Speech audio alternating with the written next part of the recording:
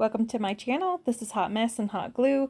My name's Lynn. Let's have some fun. Today we're trying something a little bit different. We're going to be working with a wood burning kit that I got off of Amazon. My friend Julia does a monthly little challenge where her and another channel creator will get together and they'll take maybe like a prefabricated kit or something of the nature and basically try something new. And that's kind of what we were going for with this. We thought wood burning might be fun. We got this kit off Amazon and it seemed like a really good deal. It has all these little tips for it, meaning like the wood burning tips, not tips and tricks and hints and things like that. In fact, this kit is completely lacking when it comes to any form of instructional manual or anything. As you can see in this picture, there's like really long silver tips, there's short gold tips, and there just really wasn't much to go on. We thought this kit would be nice because it did have these smaller little pieces of wood, although at least I was under the impression that they were going to be a little bit bigger to work with. I kind of just winged it for the most part. Like I said, this did not come with really any kind of instructions. I did just kind of play around before turning it on. Obviously, I didn't want to get burned. I just kind of chose the tip that I thought might make drawing or outlining or going over an outline a little bit easier. And so I chose this kind of more blunted, rounded, pointed tip. It wasn't very sharp. There were a couple other options that were much more sharp. And I went with this more round one thinking it would maybe emulate more of a pen or a pencil as kind of my thought process on this. There was a nice little stand that it did come with, and that way you didn't have to just place this hot instrument right on top of your workstation and melt or burn and cause a house fire and all of those terrifying possibilities. There's the on and off switch. It does give you a digital readout. What I did not notice right away is they will give you your temperature both in Celsius and Fahrenheit. So I thought I was just going to town, and at first every single time I was using it, I kept kind of trying here and there, and because I didn't have it in Fahrenheit, I just wasn't getting what I thought was the actual temperature. So once I figured that out, I felt like I was able to kind of move forward. This did come with a pretty fair and large variety of stencils. Now, coming into kind of gearing up for Halloween decor, I thought it might be kind of fun to start really small, something simple. So I picked this spider web, traced it out on the piece of wood here, and it seemed like it would be a good start. It's got some straight lines and some basic curves. Again, I'm still having a really hard time trying to figure out, am I using the best tip for this application? What's the best heat that I'm supposed to use? Is there a different heat for the silver tip versus the gold tips? I was just kind of left in the dark with this kit, which was, to some maybe it would be unsettling, but I kind of feel like even if it did come with a bunch of instructions, I probably would have just jumped right into it regardless. And had it not worked a few times, then went back in to investigate if there was any kind of useful instruction manual. I use my nice little heat gun here. The brand is Chandler, and I'll have it down in my description box, and it's a pretty fair price, but it gets the sticky stickers. Obviously stickers are sticky, but there's always that like little residue, and I found that that really helps clean them. So using this little shape from the Dollar Tree, I did go through and remove all of the sparkles from the front portion that I'm painting right now. And I'm using the Hello Hobby in the color Cafe Noir. I did not want to do black, but I did like the rich deep brown color that this one offered. Now I do 2 layers, front, back, and sides. Then I replaced the stem Not too sure why I took it out to begin with. I think originally I thought maybe I was going to lay it sideways. Up in the corner here, I've got Julia. Now, she is the mastermind behind the idea of doing this fun little challenge. And I've known Julia now for quite a few months, and I think she's a ton of fun. And so when I saw that she was doing this little challenge, I thought, oh my gosh, girl, I want to get in on this. We got to try something different. And we tossed around some ideas and we landed on the wood burning. Now, as you might have seen while I was chit-chatting there, I took apart these little tiny fairy lights that I got from the Dollar Tree that had these little spiders on them, and I just thought the spiders were so cute. I'm not a huge, who is a fan? No, there are people who are fans of spiders, so I don't want to be offensive. I am not one of them. So, after having attached the tiny little plaque and a couple little spiders, at first I kind of thought maybe I would put, some vinyl saying along came a spider or something kind of cute like that, but it was going to be too small and I didn't want to just cram it full of too many things visually. So I just decided to leave it as is, sanded down the edges just a little bit. All in all, it's very simple, nothing too crazy, but I like the way it turned out. For the next project, I decided to step it up just a smidge. The set did come with tracing paper, and so using the tracing paper and the words trick or treat and this spider web that I printed off, I just traced that onto this little pumpkin shape. Now this pumpkin is from the Dollar Tree, and it's one of the two-part pumpkins, but I had tore the other part off of it, and this was kind of just hanging around in my craft stash. Now, I switched to a slightly different tip on this one. This one is a gold tip, and it is also still a little bit more of a blunt round edge. And writing with it and doing these lines and the curves, that tip worked a lot better. It did okay with the lettering. I will say it was really difficult for me because I'm so used to writing, and when I'm writing something, I'm much closer to the working end of the pen or the pencil, and so being that far away, and I felt like I was losing a lot of my dexterity and control in writing, and so I was just flipping and turning and just trying to find a comfortable position to use the burning tool. Now, the lines that I'm going over now originally were supposed to be kind of a shadowed effect, and I just did not get that with the heat gun. And so I just decided, I'll go in with a little bit of, paint pen, and that also didn't work. I did go through and try to add a little bit of color to it. It was just still a little bland.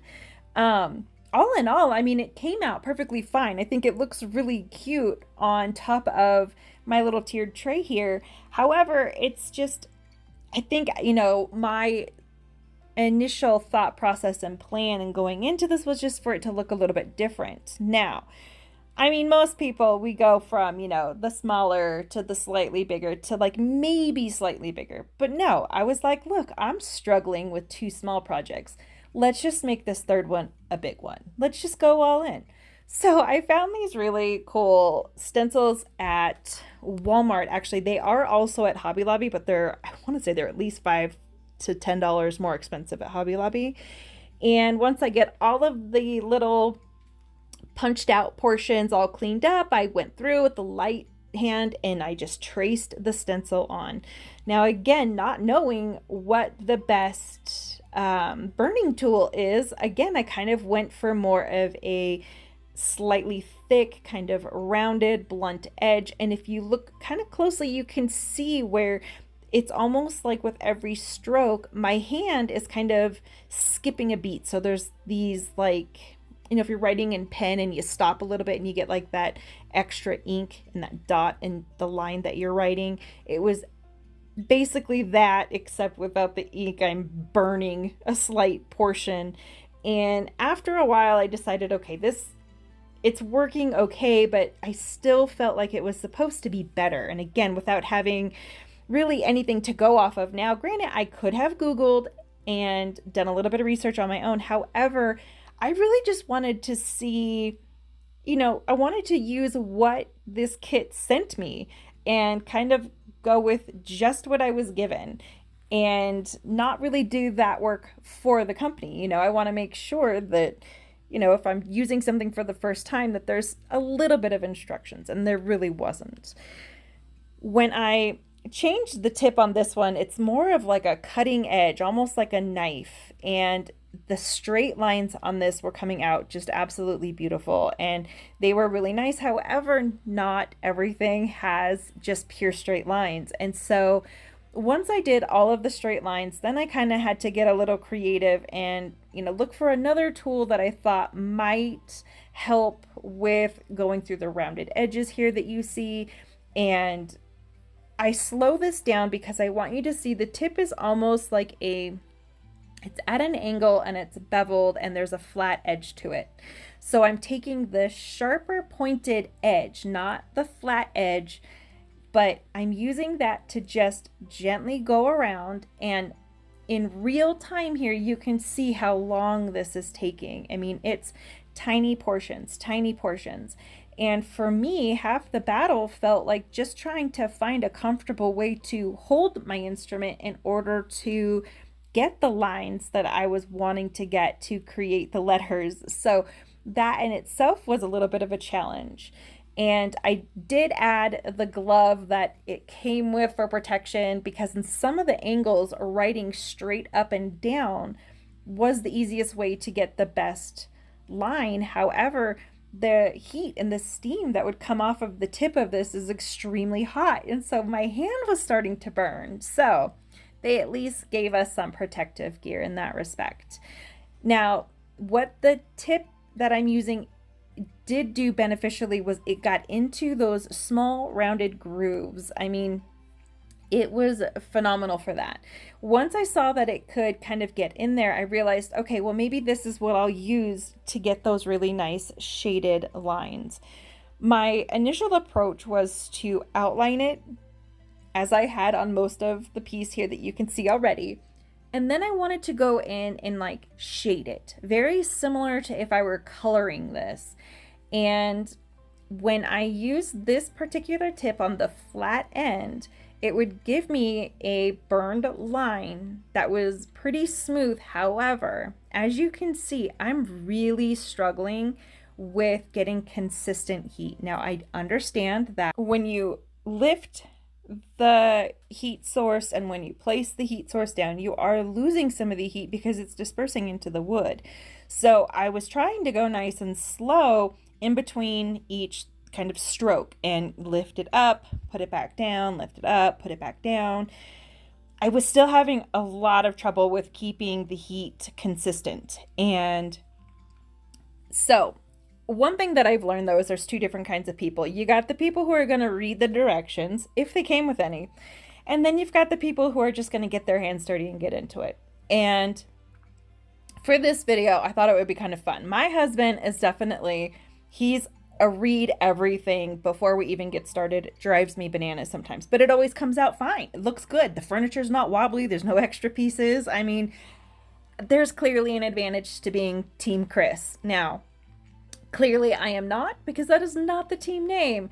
If you are like me and you just see something new, you've seen it, you think you can do it, and then you're going to go teach it. That's how I feel sometimes. That's Team Lynn. So please let me know in the comments below. Are you Team Chris, who follows directions after reading all of them? Or are you Team Lynn and you see something fun and you just want to get in and get your hands dirty? I have to know. I feel like there's very few people in between. Like I said, had this have come with instructions, perhaps at this point I would have referred to the instructions to get a little bit of guidance, but honestly, I can't guarantee that I would have. I probably still would have been like, I can figure this out. Pretty stubborn like that. So I'm extremely curious on which person are you. Now, moving forward on the word or here, I really wanted this word to be completely filled in. Again, you can see I am really struggling with getting consistent heat. I would place it down and it would scald the wood, and I would, try to do everything that I could think of to keep the heat consistent, and it wouldn't. And so there were areas that were just extremely burnt, kind of crispy. My craft studio had such a unique smell. Luckily, the weather is still nice, and so I was able to open the window and keep it ventilated. But it was an interesting process, and my daughter would come in periodically and say, "What is that smell?" I As you can see, I mean, really all it is me just trying. Now, it starts to get a little Western looking. That was, at this point, that was kind of how I felt. And then I was just really, really unhappy with it. Didn't love the way it was looking. It was too inconsistent with the burn marks. So I took the tiniest, littlest piece of sandpaper that I could possibly find anywhere in my craft room. And I used that to get into some of the small crevices and lines to try to lighten up the areas that were burned. However, as I had pointed out, you can see where the burn is kind of smudging outside of the lines. So then it became, just a matter of, at this point, I felt like I was in salvage mode. I had put, honestly, at this point, I think I had put a good 2.5 to 3 hours into this. And I wasn't gonna give up. There was no throwing in the towel on this guy. This project and I were knee deep. So what I did was I took the project out to the work shed and I used my electric sander, and I just went to town, and I touched on the areas that were just really unpleasant looking. I was able to leave the outline behind, and though I really wanted the word to still stick out, what I did was I grabbed a slightly watered down bottle of Waverly's Antique Wax. I have a very small paintbrush, as you can see, and now I'm basically coloring in the lines. So I'm staining the words and everything that I had outlined in a much darker stain. As I'm doing this, I'm also dabbing to get rid of some of the excess, because if you have too much of this left over, it's a wax and you get a waxy film. And there's nothing pretty about that, in my opinion. I didn't want that. So as I'm dabbing and as I'm rubbing, I'm smearing this onto the rest of the project. So we're just going to go with it, right? Adapt and overcome. So we take a light stain over everything, but pardon me, now it was lacking dimension. There was something missing, and I didn't want to paint it black. I had done that on a very similar, and this was a 3-pack of these wood rounds, and on a previous video, I did paint it black, and though it looked really good with the stained wood, I just wanted something different. So I decided to go with a thicker layer of the antique wax, using it as a stain on the outer rim. Now, when I was dabbing and things like that, in some spots, I just dabbed and didn't put enough of the stain in there. So just going back through, touching it up, and kind of giving it its little final cleanup phases. And you can still kind of see the burn marks, but ultimately it kind of is just, I don't know, it just didn't have that same effect that I was really wanting to go for. So still too plain. Took these really cute Dollar Tree stickers, spray painted them with a matte black outside. Once they dried, I then just applied them, and I used one of the little craft blocks that you also get at Dollar Tree to use as spacing. I hardly ever will actually get out a ruler and measure, and I swear every time I do, I always end up making some kind of mistake, and then it's like, this is why I don't do that. So stuck to just the way I do things, and I just visually measured it out. And actually the little cube actually worked really good. I was pleased with the placement and how well they were spaced out. Now, in the end, I really like this. I think it came out really good. I think it's going to look really good for Halloween decor. I think it's going to last a while, and the only downside to it is that I don't think it's really what I had expected going into it. That's not to say that I don't still love the end result. I really do. I really, really like this piece. But this was difficult. Would I fully, wholeheartedly recommend with full confidence to anyone who's maybe just starting out, or like me, had never used any wood burning system before? No, probably not this kit, but that's okay. I'm determined. I am going to be bringing you more projects using this burn kit, because it will not get the best of me. Here's a real quick recap on what we made today. In the end, I like everything that I was able to make. It's just, it was a unique and different process. So did I burn myself? I did, but only once. So I know that was shocking. I would really like to find something that has better instructions. Now, you guys we're just over halfway for the next giveaway, and my daily at least my each video reminder for this one. I want you to please just give yourself some credit, okay? We've all come very far, and look back, realize what you've overcome. Give yourself a high five. Give yourself some grace. Until next time, guys, thank you so much for watching. Bye.